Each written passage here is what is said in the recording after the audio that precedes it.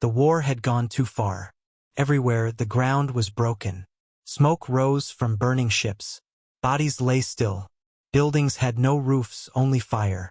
The sky above was not blue. It was red, full of ash and pain. Lieutenant Adam Reyes stood alone. He was not afraid of battle anymore.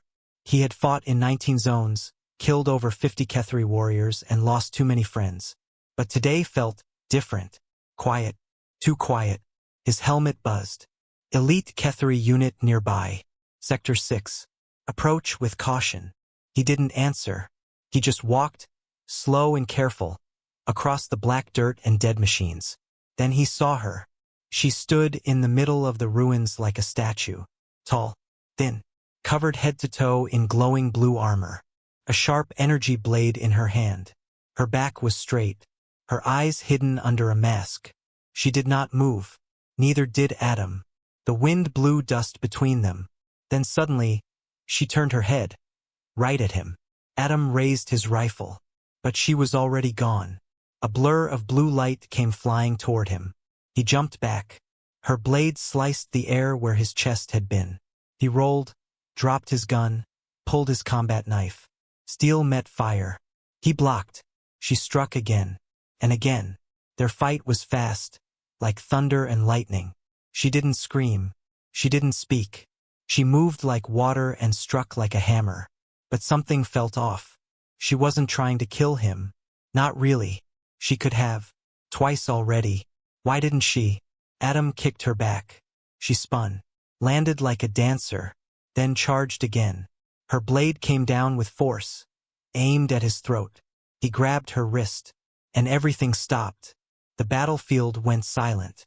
Even the wind paused. They stood there, locked in a strange moment. Her glowing blade close to his neck. His hand gripping her wrist tight. Their helmets almost touching. His visor had a crack. So did hers. Through it he saw her eyes. And they were not full of hate. They were full of tears. Adam's voice broke the silence. Why are you crying? The Kethri warrior didn't answer. He looked down and saw her arm. The armor was cracked. Beneath it, strange symbols glowed softly. Lines like tattoos moving under her skin.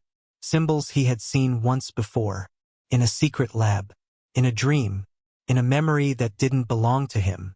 He let go. She stepped back. Didn't run. Didn't attack. Adam raised his blade. What are you? She spoke. Only 2 words. You forgot. Adam's heart jumped. Her voice. It was soft. Human-like. And familiar. Too familiar. He took a step forward. Do I know you? She didn't answer. He reached out. Pulled hard on her chest armor. Piece broke off, hit the ground. There, under the armor, was a glowing mark. A Kethri royal crest. Adam stared. His mind spun. Royalty? But why here? Why fight alone? He shook his head. No. That's not possible. The woman raised her hands slowly, no weapon now. No threat. I shouldn't have come, she whispered. Adam looked at her, confused. Then why did you? To see if you would remember. Remember what? A pause. Then she said, me. The wind blew again. The fires behind them cracked. But Adam's world felt cold. He took off his helmet. Her eyes widened. So did his. You. He didn't know what else to say. Something in him knew her. Deep inside. A voice in his head whispered a name, but it wasn't his. She took a slow step toward him. Then another. She placed her hand on his chest plate. You were made for me, she said. But they changed you. Adam's breath caught. Made? What are you talking about? Suddenly, a voice yelled in his earpiece. Lieutenant Reyes, do you copy? Execute the Kethri now. She's elite. Dangerous. More buzzing. If you don't finish her, we will. Adam looked up. Drone lights flashed above. Guns locked on her position. She didn't move. Didn't flinch. She just whispered, I don't blame you. Adam stepped in front of her. Warning. Disobeying orders will result in termination. He stared at the drone. Then looked at her. I don't care, he said. The drone fired. Adam jumped. wrapped his arms around her and fell into a crater behind them. The blast roared above. Heat burned the air. But they were safe. Smoke. Silence. Adam looked down. She was unconscious in his arms. Her breathing slow. Her fingers touched his face gently even in sleep. And then she whispered one last time, "Adam." Adam didn't sleep. He sat against the wall of a half-broken bunker, holding his pulse rifle across his knees. His eyes were on her, the strange Ketheri warrior, the woman who cried during battle and whispered his name. She lay still under a thin blanket, her armor broken and glowing softly in the dark. Her breathing was slow but steady. She hadn't moved since the drone attack. He didn't know what to do. Kill her? No, he couldn't. She had the chance to kill him. Many times. But she didn't. She had looked at him like she knew him. Like she remembered something he didn't. And her last word before passing out? Adam. She said it like it meant something. But who was she? And how did she know his name? The night was cold. Outside, machines moved. Drones scanned ruins. Human units were searching for him. His tracker was disabled, but they'd find him soon. Still, he didn't run. He watched over her instead. Hours passed. Then, without warning, she woke. She didn't speak, just opened her eyes slowly and stared at the cracked ceiling. Adam didn't move. Her eyes turned to him. "You stayed," she said. "You didn't kill me," he replied. She sat up slowly. Her side hurt, but she didn't show pain. Her eyes stayed on him. "You were ordered to finish me," she said quietly. "I know. Why didn't you?" Adam looked away. "I should ask you the same." She smiled, but it was a sad smile. "I wanted to see if there was anything left," she whispered. "Of you." He frowned. "What does that mean? You don't remember, do you?" Adam shook his head. "Remember what?"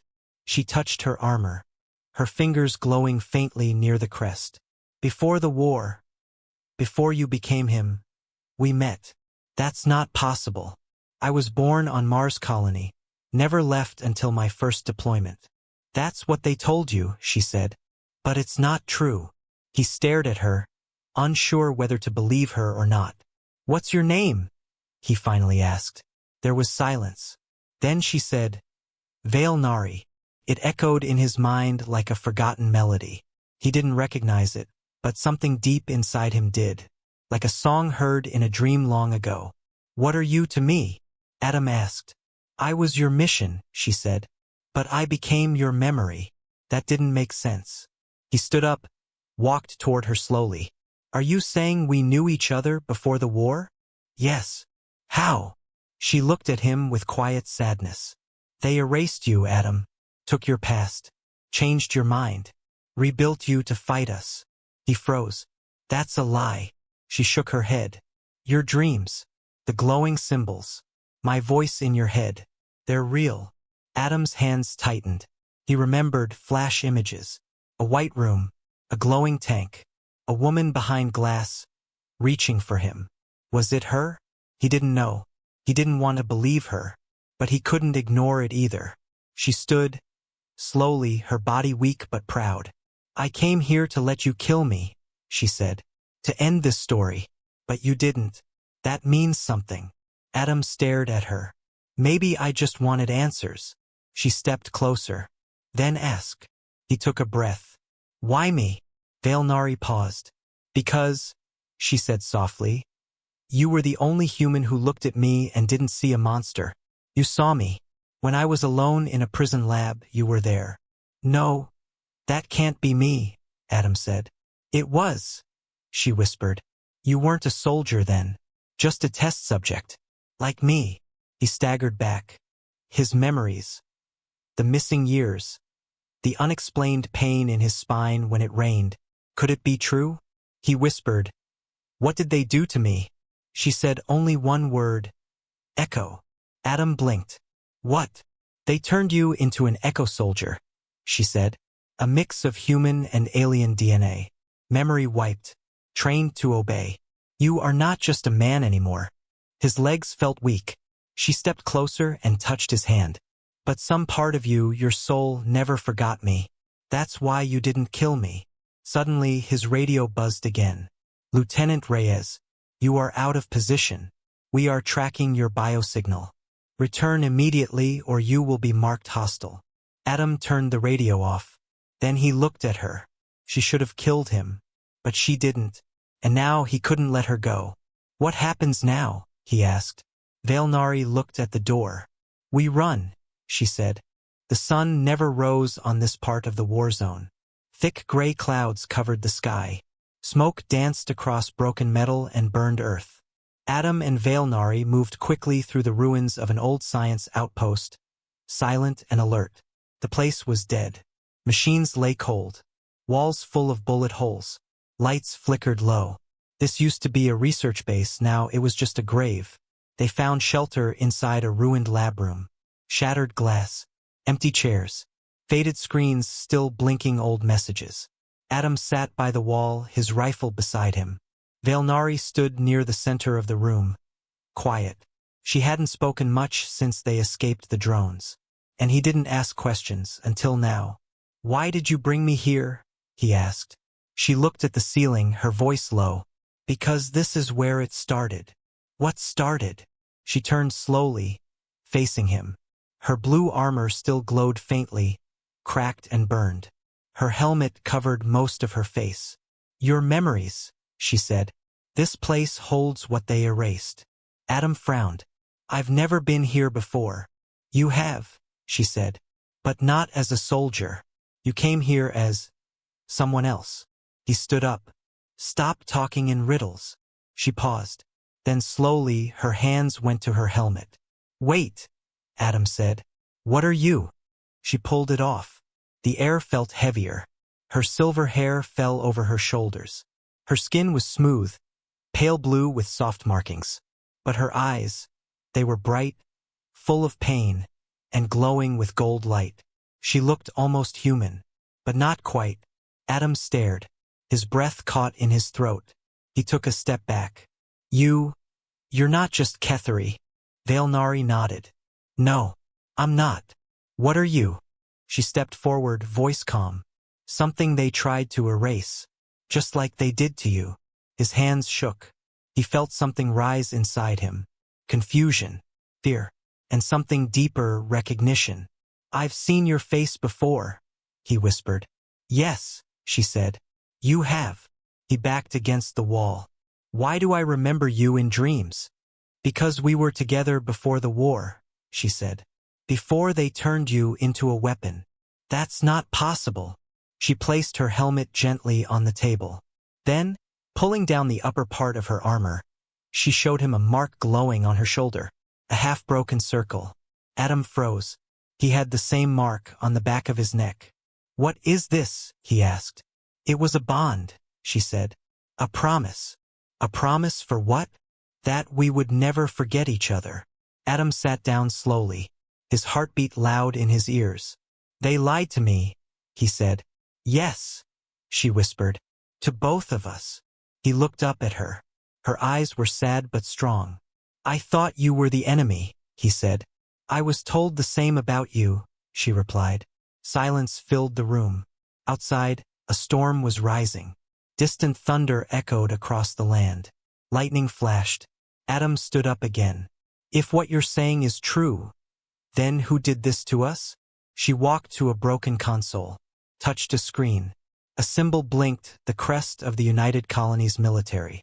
Your people, she said, created the Echo program. Mine wanted it destroyed. So you came to kill me? I came to remind you. He turned away, breathing hard. This was too much. He wasn't just a soldier. He was something else. They said I volunteered, he muttered. That I chose to fight. They gave you that choice after erasing your real life. He closed his eyes. Flashes came, her face, behind glass, smiling. A kiss on a rainy rooftop. Her voice calling his name not in fear, but in love. He whispered, Why didn't you tell me sooner? I waited, she said, until you saw me, not as a threat, but as someone you once cared for. Adam looked at her again. She was alien, different, beautiful, sad. But he didn't feel hate. He felt home. Suddenly, a sharp beep rang from his wrist communicator. He checked it. Echo Unit 12 detected in restricted zone. Terminate or be terminated. A red dot blinked on the screen. They had found him, and now they were sending someone to erase the truth. Adam looked at Veilnari. I can't run anymore. She walked to him. You don't have to, but you must choose. Fight for what they gave you, or fight for what we had. Lightning cracked across the sky.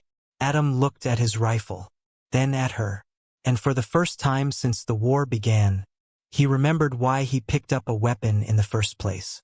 The rain fell like cold needles. Dark clouds rolled across the sky, and thunder growled in the distance.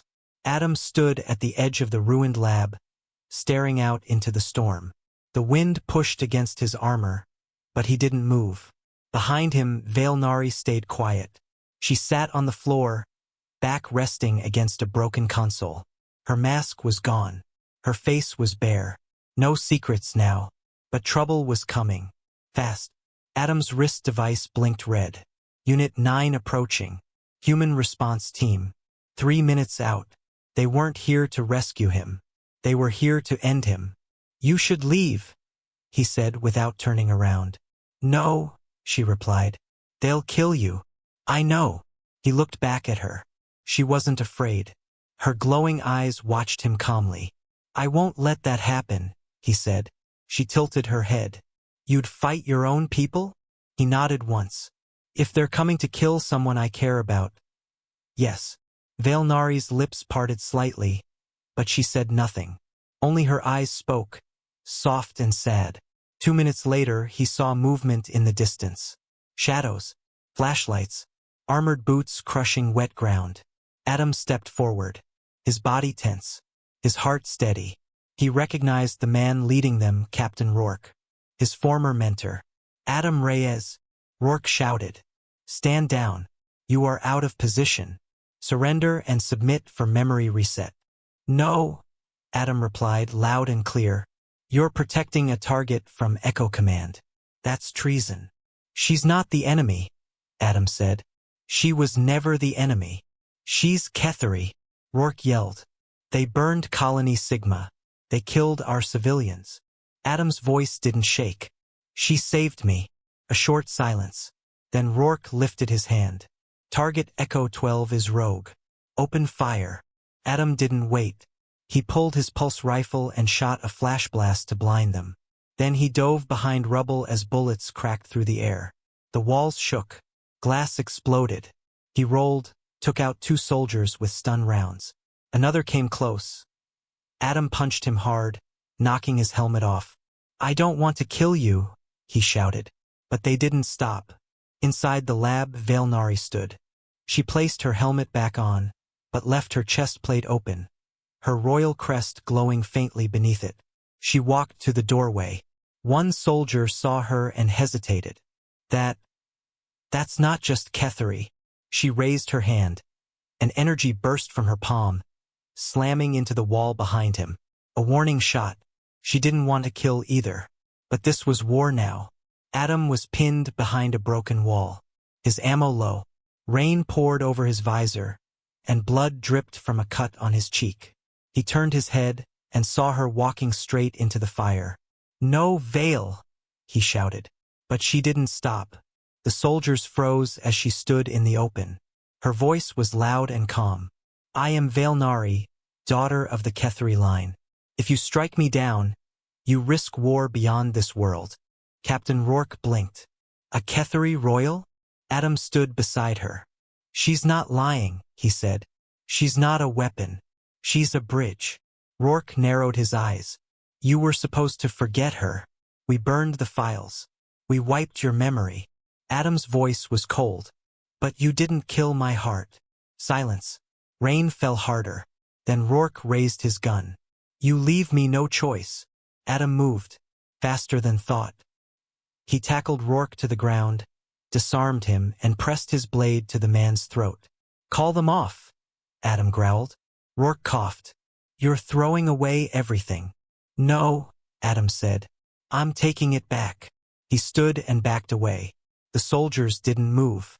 Some lowered their weapons. Some looked confused. A few even looked ashamed. Valnari stepped beside Adam.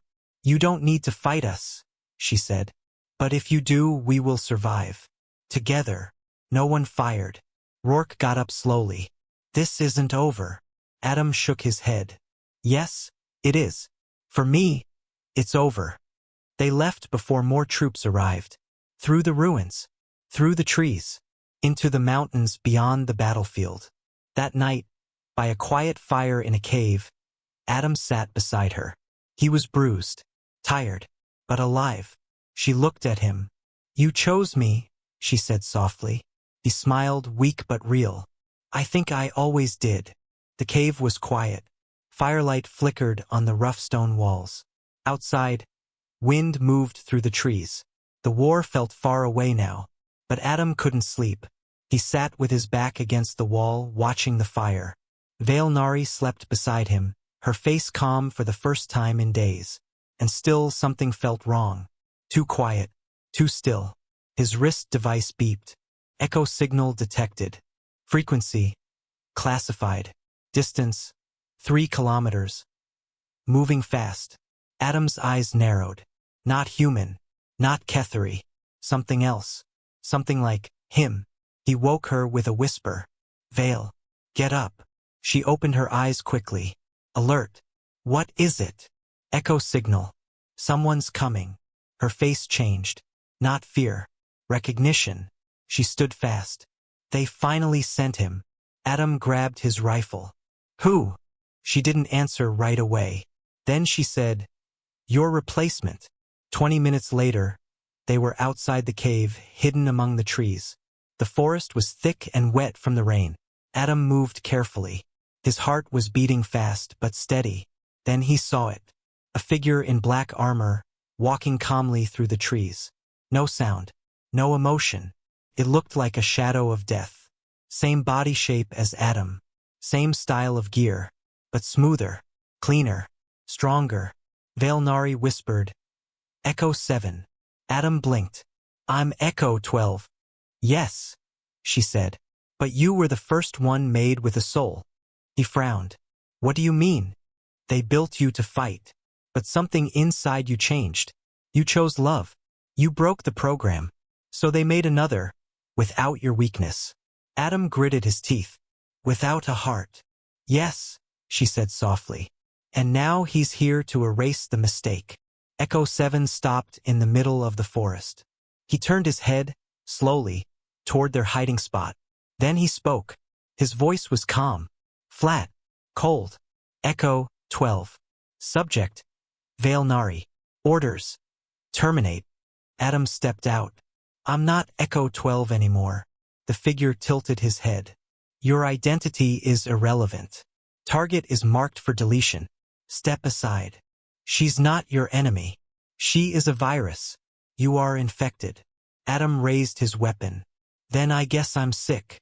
The blast came quick. Energy ripped through the trees. Adam rolled left, fired back. Echo 7 didn't flinch. He moved like lightning, dodging, shooting, silent. Adam threw a grenade, boom. Smoke, fire, but nothing. Then Echo 7 appeared right in front of him. Punched him hard in the chest. Adam flew backward, crashing into the ground. Valnari screamed. She ran toward him, but Echo 7 grabbed her by the arm and slammed her against a tree. She coughed blood. "Let her go," Adam shouted. "She has corrupted you," Echo 7 said, pressing his boot on her chest. "Mission. Correct." Adam stood slowly, blood on his lips. He dropped his rifle, then pulled a small blade from his side. "This ends now." The fight was brutal. 2 Echo soldiers. One with a mind. One with a mission. They hit, blocked, punched, kicked. Metal on metal. Sparks flew. Adam's blade cut Echo 7's shoulder, but the machine didn't stop. Echo 7 grabbed Adam's throat, lifted him off the ground. "You are broken," he said. Adam struggled, his vision blurred. Then he reached to his neck, pressed a hidden switch inside his armor. A shock pulse fired. Echo 7 froze for a second. Just long enough. Adam dropped, grabbed a fallen stone, and slammed it into the side of Echo 7's helmet. Crack! The black mask broke, and Adam saw the face underneath. His own face, but empty. No emotion, just skin stretched over steel. Echo 7 blinked. We were the same. Adam shook his head. No, I became something more. He drove his blade straight into Echo 7's chest. The machine jerked, then fell, dead. Adam dropped to his knees, breathing hard. Valnari crawled to him, touched his face. You did it, she whispered. Adam looked at his hands. I killed myself. No, she said. You saved who you are. He looked at her. In her eyes he saw something new. Not just memories, but a future. That night, they buried Echo 7 under a tree. No words, just silence. Then they sat together watching the stars. Adam asked, how many more like him are out there? Valnari said, enough to destroy us both. He nodded. Then we keep moving, he said. She leaned against him. Together. Rain fell again. Cold, quiet, endless. Adam and Valnari sat inside an old transport ship, long abandoned in the mountains. Its windows were broken, and vines crawled along the metal. A soft red light blinked from a dusty panel. That was the only power left. They were tired, hurt, silent, but not broken. Adam stared at the small screen in his hands. It showed a message sent to all command units. Subject, Valnari, traitor to the Kethri Empire. Kill on sight. Below it was another message from the human side. Echo 12 has gone rogue. Orders. Capture or eliminate. Both sides had made their choice. They wanted them dead. Valnari looked out the broken window. Her armor was off now. Only soft fabric covered her glowing skin. She looked peaceful, but her eyes were heavy. Adam turned toward her. They declared you a traitor. She didn't respond. They're scared of you, he added. She gave a small smile. They're scared of what I know, of what we were. He stepped closer, sat beside her. Tell me, he said. She nodded slowly. Long ago, before the war, our people tried to build peace. Quietly, secretly. I was part of that effort. A royal, yes, but one who believed in unity. And me. You were part of the human research team assigned to study our genetics. But something happened. We met, spoke. You learned about me. I learned about you. He looked down. And we fell in love. Yes, she whispered. But they found out. They erased your memory, sent you away. They locked me in a lab and marked me as dangerous. Adam clenched his fists. They were afraid of peace. She nodded. Because peace means truth, and truth kills power. Suddenly, a loud ping echoed from the panel. Another message. Valnari read it first. Her face went pale. Adam grabbed the screen. Kethri fleet incoming. Full assault. Any known traitors must be executed by sunrise. Final order to Valnari. Die with honor, or be hunted without it. She looked at him. Calm. Brave. I have to go, she said. No. I can't let them burn this place just to find me. There has to be another way. She smiled sadly. If I surrender myself, they might leave. If I die, maybe the war will slow down. Adam shook his head hard. That's not how this ends. Then how does it end, Adam? She asked. We run forever? They'll never stop chasing us. He grabbed her hands. Let them come. She blinked. What? Let them see, he said. Let them watch me. A human. Stand beside you. Let them hear the truth. From both of us. They won't believe it. Some will. Even if it's just one. It's a start. She stared at him. You'll die. He nodded. Maybe. But I'll die with you. The next morning, the sky burned gold. The Kethri fleet arrived above the mountain. Huge ships floated in the sky like shadows from another world. Cameras flew through the air. News drones. Military feeds. Everyone watching. Adam stood on a high ledge, armor shining in the sun. Valnari stood beside him, her royal crest glowing on her chest. He raised his voice. This is not a trick. Not a trap. My name is Adam Reyes. I was made by both of your worlds. But I choose neither. I choose her. Gasps filled the air. She stepped forward. I am Valnari, child of the Kethri line. I was raised to hate humans, but I loved one instead. For that, I was marked a traitor. She turned to Adam. Then she kissed him gently, openly. On every screen in the war zone, silence. No bullets, no lasers, just silence. Then someone fired. A warning shot from the sky. They were about to strike. Adam held her close. I'm ready, he said. No, she whispered. You're not. Her hands moved fast. She pushed him behind her. A glow appeared in her chest. A bright light, like a small star. What are you doing? He shouted. She smiled. Using the last gift they gave me. Her skin began to shine. Energy rising. She turned to the sky and yelled in her native tongue. Her voice shook the air. I choose my death, not as a traitor, but as a bridge between stars. The light exploded around her. A wave of energy rushed out, soft, wide, beautiful. The sky shimmered. The ships paused. For the first time, they did not fire. When the light faded, she was gone. Not dead, just gone. Only her crest remained in Adam's hands. He fell to his knees. The cameras were still watching.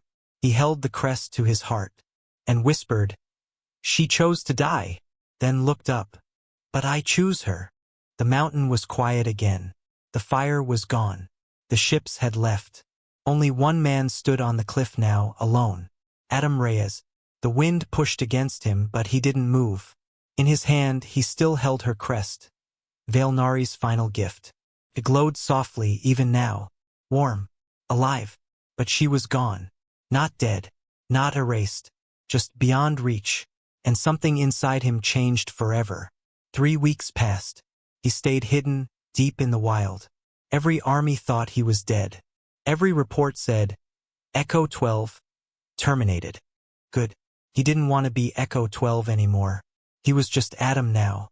But he had work to do. Inside a dark cave beneath the old transport ship, Adam built something. A suit. Not like the others. Not for war. This one was different. He took pieces of his own broken armor and Valnari's fallen gear. He shaped them together, rebuilt them with care. Soft lines, smooth edges, a glowing heart in the center. He didn't make it for fighting. He made it to remember her. And when he wore it, he felt like she was still there. He became her armor. One night, while looking at the stars, the crest in his hand lit up again. Not just a glow. Pulsed. Alive. A voice played in his ear. Soft. Familiar. If you're hearing this, it means I survived the jump. I'm somewhere far. Another space, another time. A place where war cannot follow. Adam sat still.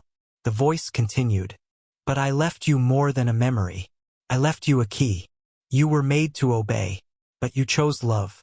That choice unlocked something bigger than both our worlds. You are the bridge now. The message ended. Adam looked at the crest again.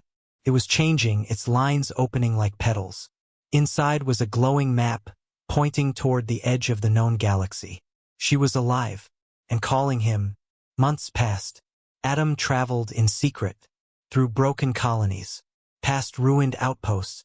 Some helped him, some hunted him, but he never stopped. Stories began to spread, of a lone man in silver-blue armor, a ghost, a warrior, a message. He protects the weak. He never fires first. He carries a crest that glows like a star. Some called him a myth. Others called him the human who loved an alien princess. No one could catch him, because Adam didn't fight for orders anymore. He fought for hope. One night, while resting on a small moon, he saw a child cry near a broken fence. The boy wore a torn blanket, no shoes. Adam gave him food. The boy looked at him with big eyes and said, Are you the man who chose the alien girl? Adam smiled gently. I didn't choose her, he said. She chose me first. Back in the stars, the Kethri Empire changed. Some still called Valnari a traitor, but others began to question.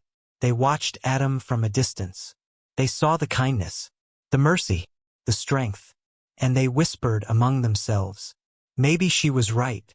Maybe peace is not weakness. Maybe the human heart is stronger than we thought. Years later, a signal was picked up on the edge of space. A forgotten signal. Her voice again, this time stronger. I'm waiting, Adam. I left a path. Follow it. The war is over on my side. It can be over on yours too. Adam stood on the deck of an old ship he had repaired himself. The stars stretched in front of him like a sea. He wore her armor now, not just on his body, but in his heart. He touched the crest on his chest, smiled, and whispered, I'm coming. The ship jumped to light speed, and in that moment, across two galaxies, across time, across pain, one truth remained. They could break his body. They could erase his memories. They could build others like him. But they could never destroy what she gave him. A reason to choose. A reason to feel. A reason to become more than a soldier. He was not just a human. Not just an echo. Not just a ghost of war. He was the voice that stayed behind. The shield that would never fall. He was her armor.